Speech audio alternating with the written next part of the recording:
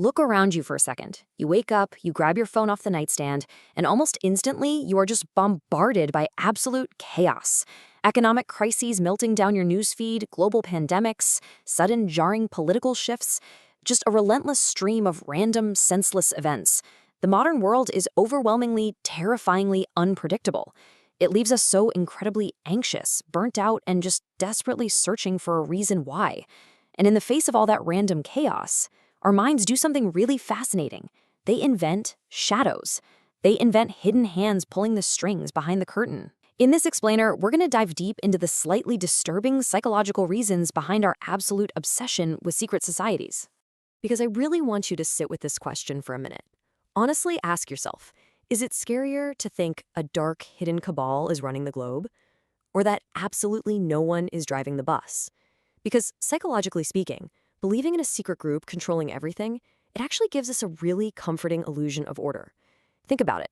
If there's a conspiracy, well, there's a plan. And if there's a plan, things aren't just happening to us randomly. During times of intense modern anxiety, pointing our finger at a hidden enemy isn't just paranoia. It is a deeply human coping mechanism to keep us from losing our minds. And look, no group in human history has played the role of that hidden enemy better than the Freemasons. They are literally the ultimate blank canvas for all of our worst fears.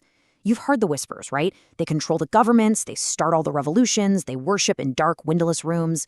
But the actual reality hidden right beneath that massive myth is far more human and honestly far more relatable.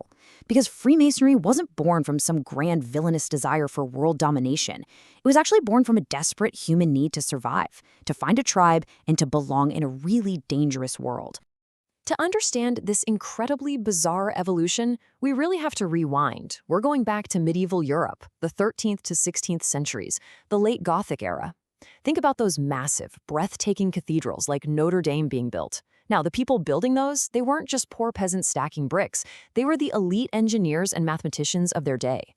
But here's the crazy part. How did a bunch of medieval bricklayers evolve into the wealthy Enlightenment thinkers of 1717 and then into the revolutionary leaders of 1789? To figure that out, we have to look at the massive, glaring gap between our perception and their reality. Today, the perception is all about chaos, satanic rituals, and world domination. But the reality back then? Medieval roofing was deadly. Literally.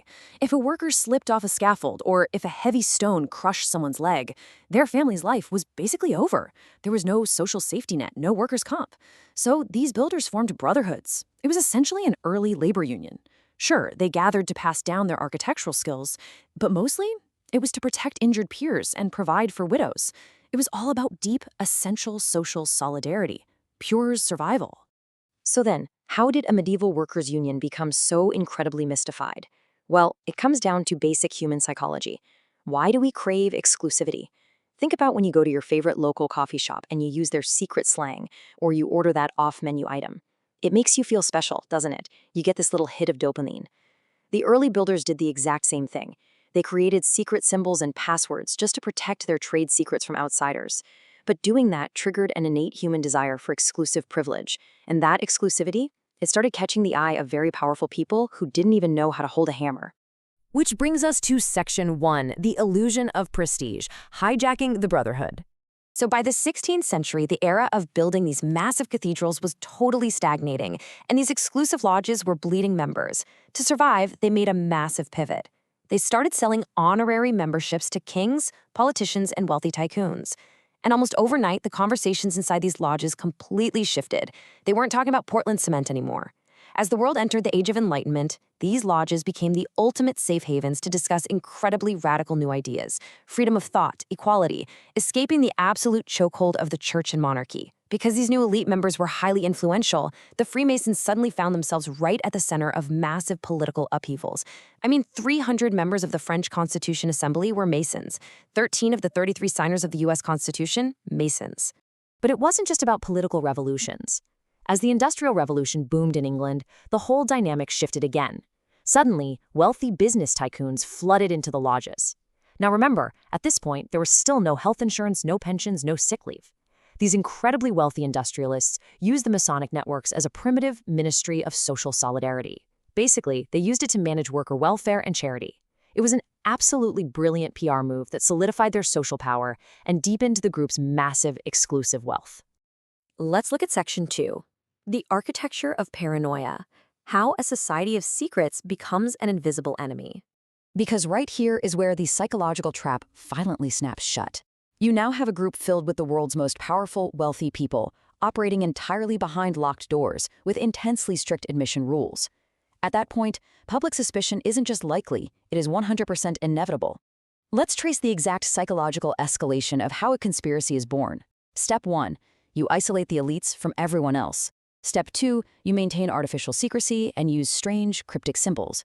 But Step 3 is where the Masons really shot themselves in the foot. They fabricated an ancient history. They literally made up a story claiming they built King Solomon's temple just to sound more prestigious. And those lies guaranteed Step 4, mass public panic. The outside world looked at them and didn't see a charity club. They saw an ancient, terrifying, invisible enemy.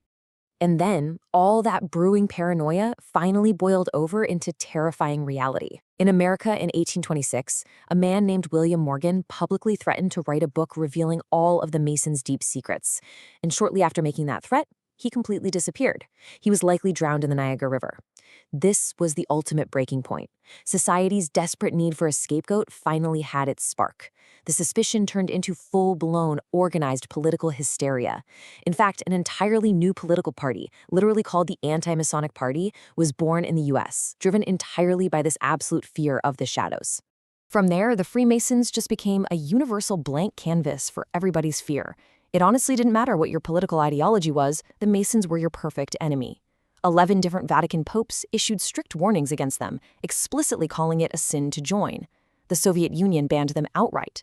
Nazi Germany and Fascist Italy outlawed them entirely. They were prohibited across the Arab world.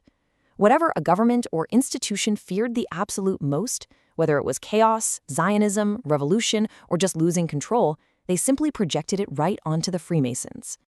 Which brings us to Section 3, the death of mystery, the tragedy of the age of Google. And here is where our story takes a distinctly modern and honestly slightly tragic turn. For centuries, the Masons survived all this hatred and persecution because they held on to their secrecy. It was their armor. But then came an enemy they couldn't fight, the internet. The truth is, there are still 4 million Freemasons in the world today. That's a huge number. But any mystique they once had is completely gone. They aren't plotting world domination. They're mostly just regular guys in mundane social clubs. Today, people don't want to join mysterious fraternities that meet in windowless buildings. We live in a world where everyone desperately wants to be seen and validated on Instagram, not keep their connections a secret. The sad reality is that the secret just no longer has its luster.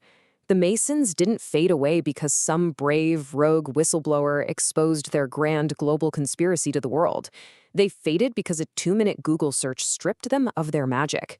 We can look up their secret handshakes, their ancient rituals, their hidden passwords right now while we're sitting on the couch on our phones. We completely, systematically destroyed our own capacity for mystery. And that brings us to a really profound psychological insight. Look at this quote from a 2022 study on the psychology of conspiracies. It says that conspiracy theories allow people to enjoy the presence of a mystery at a time when there are no more mysteries left.